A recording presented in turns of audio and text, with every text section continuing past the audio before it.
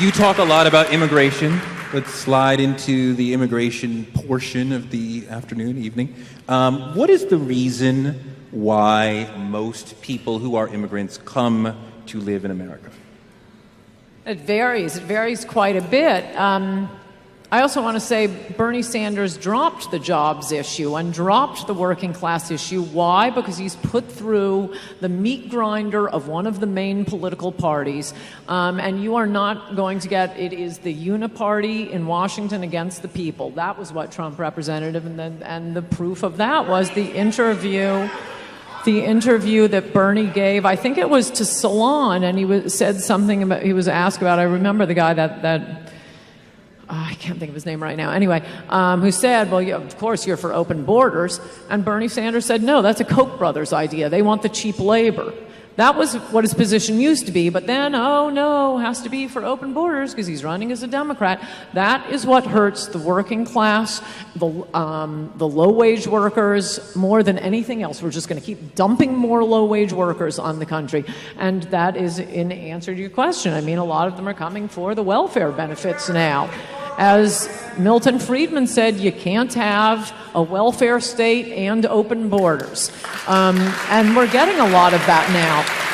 Pre-1970 immigrants made more money, bought more houses than the people who already lived here. Post-1970 immigrants, vastly poorer than the people who already live here. Well, that's just competing for resources, both for government benefits and for jobs from our own poor people. How about we bring in people to compete with talk show hosts and senators and governors and Wall Street bankers? Then we'll see, how much compassion we have for the rest of the world.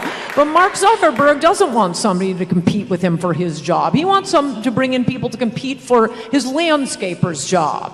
That is how Donald Trump cares about the people who are being hurt and have been left behind and ignored by both political parties for decades now. I have a response to that. So all it takes is a quick Google search to find that undocumented immigrants have no access to government benefits. In fact, yes. In fact, in 1996, Bill Clinton and legislators at the time made it incredibly difficult for immigrants who are in the country legally to have access to government benefits or government programs. And so it's a complete fear-mongering talking point from the right that people are coming into this country and they're mooching off American taxpayers. The only people who are mooching off of American taxpayers right now are oil companies and the wealthiest people who...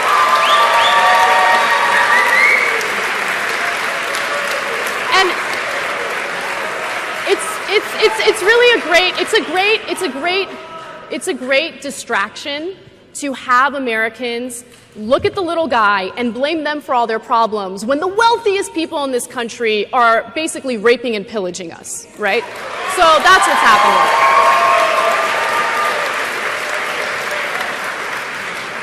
To go back to Tere's original question about why people are coming into this country, right now, immigration from Mexico, so Mexican immigrants, is down, okay? Mexicans are not trying to come into the country the way they were before, mostly because of some of our policies, but more importantly because their economy is doing better, right? So they have no reason to come here. Economic reasons was the main reason why Mexican immigrants were coming into the U.S. But all of a sudden, we're seeing an increase of people from Guatemala, Honduras, and El Salvador trying to cross the border. First of all, cross the border into Mexico and then cross into the United States, which has become pretty impossible considering the increased border security that we have because of the Obama administration. Now, why are they trying to come in? Well, there have been spikes in violence in those countries. Okay, there have been drug traffickers, cartels that have increased violence. You've heard about, decapitations and all that stuff. Well, the reason why they're so powerful is because of the drug war that you're very supportive of. We've spent $1 trillion on the war on drugs since 1971. We're not only wasting our resources, we're literally fueling drug cartels in other countries, which is upping the ante when it comes to undocumented immigration in the country. So that's what's happening. A lot of studies show that the number one reason that immigrants give for illegally crossing the border is family reunification. They want to reunite with their family. Do you think that it is immoral to break immigration law to reunite with your family? It is a total lie that illegal immigrants do not get all kinds of government assistance. Please do Google that, but don't just look up. Any idiot can write on the internet. Look it up. They can get food stamps. They go into emergency rooms. They get schooling. They get English as a second language. They get the SNAP program. They get full health care in California. It is not saying that illegal immigrants are the little guy. They're not our guys. Americans don't have a problem paying for our own poor, our own sick, our own injured.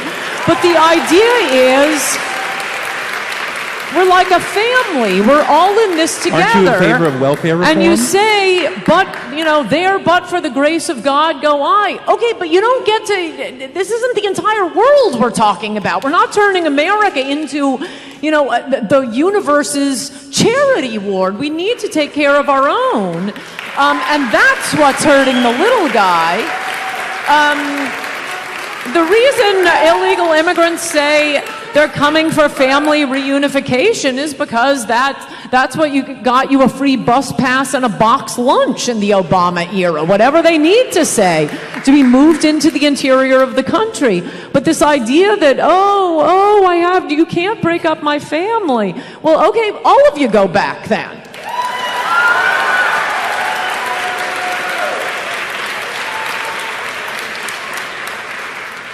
I think it's hilarious that you're sitting here saying that you care about taking care of our poor people and spending our taxpayer money on government programs that help our poor people. You've been on the record on multiple occasions talking about how much you hate the welfare state. And so you don't care about taking care of anyone. You care about lower taxes for yourself, and that's pretty much it. Is there racial bias in the criminal justice system? In the new Jim Crow, Michelle Alexander talks about black people are over-arrested, over-prosecuted, over-convicted, and over-sentenced. Well, right? my favorite stat when it comes to that has to do with marijuana, because I love marijuana. So, It's interesting because there was a study looking specifically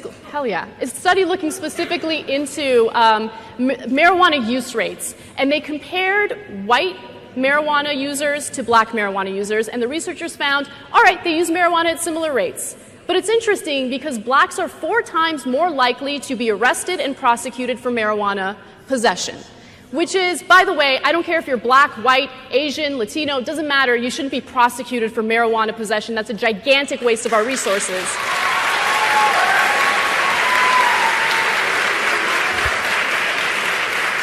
But I found that study so interesting because, again, we're talking about similar rates. But why is it that one group gets targeted more often than the other group? Oh, I'm so glad you brought this up. This is based on self-reports. There have been further studies where they actually drug test the person after asking, do you smoke pot? Have you smoked pot in the last week? And it turns out there's a racial difference in telling the truth on did you smoke pot. Blacks were about 10 times more likely to lie and say they hadn't smoked pot. Point 2... You can find it. I'll email it to you and you can post it. But the second point is nobody goes to prison for possession of pot. That's untrue. More than No, I know you're all potheads and you're going to have trouble following what I'm about to say. But as you will be able to read in failing New York Times, almost 90% of people in prison are in prison as a result of a plea bargain. No one gets arrested and tried for possession of marijuana. But if they happen to have marijuana on them, That's what they plea it down to. You don't need witnesses. You don't need a trial. So it may be on the record, but you're not going to prison for that. You're going to prison because you held up a liquor store with a sawed-off shotgun and they found pot on you. No. May I jump in? This is one of my favorite topics. I did a TEDx talk on it, so there's been a lot of research into this. Why do you guys think we have private prisons? Why are our taxpayer dollars going toward private prisons? And why do we even need them, right? Don't we have county prisons, federal prisons? Well, it's because in the 1980s, because of Republican leadership, we passed a bunch of draconian laws, specifically in regard to marijuana. And so our prison systems, all of a sudden, were just filled with people who got caught with possession of pot, right? And so, these entrepreneurs see that there's some, there's an entrepreneurial opportunity here. And so you have the emergence of Corrections Corporation of America and Geo Group. And guess what they did? They're like, give us your nonviolent drug offenders and make us rich. So your tax dollars aren't really going to welfare recipients and all these little guys that, people want to distract you with. They're going to private industries like private prisons who have a vested interest to criminalize nonviolent individuals, particularly those who get caught with drugs. Should marijuana be legal? No, you can legalize all the drugs you want once there isn't a welfare state. But no, marijuana makes people retarded, especially when they're young. We've got enough busboys. We're bringing in busboys by the million through our immigration policy. We do not need a country of busboys. We're destroying the country. Should marijuana be legal? Absolutely. In fact, I wish you would smoke a joint and relax a little bit. Marijuana does not make people the word that you just said, which is ridiculous. How many of you guys don't have to raise your hands if you feel uncomfortable? How many of you guys smoke pot? Okay. Yeah. Well, there are lawmakers in this country that would like to see you in prison. Jeff Sessions happens to be one of them, okay? In fact, marijuana laws have been so draconian that it has allowed members of the DEA to do something known as civil asset forfeiture, which is if you are even suspected of being in possession of drugs or trafficking drugs, they can go ahead and take your home, they can take your money, they can take your car, they can take your property, because, hey, they're investigating you. And guess what? Only a tiny fraction of those individuals ever get their property back. You don't have to be convicted of anything. You don't have to even face any serious charges. It's just based on suspicion. And Obama actually brought that back a little bit, reeled it back in a little bit. Jeff Sessions comes into power, and all of a sudden, no, civil asset forfeiture, awesome. Let's take property away from these innocent Americans who haven't done anything wrong, but hey, our local police enforcement and the DEA need some resources.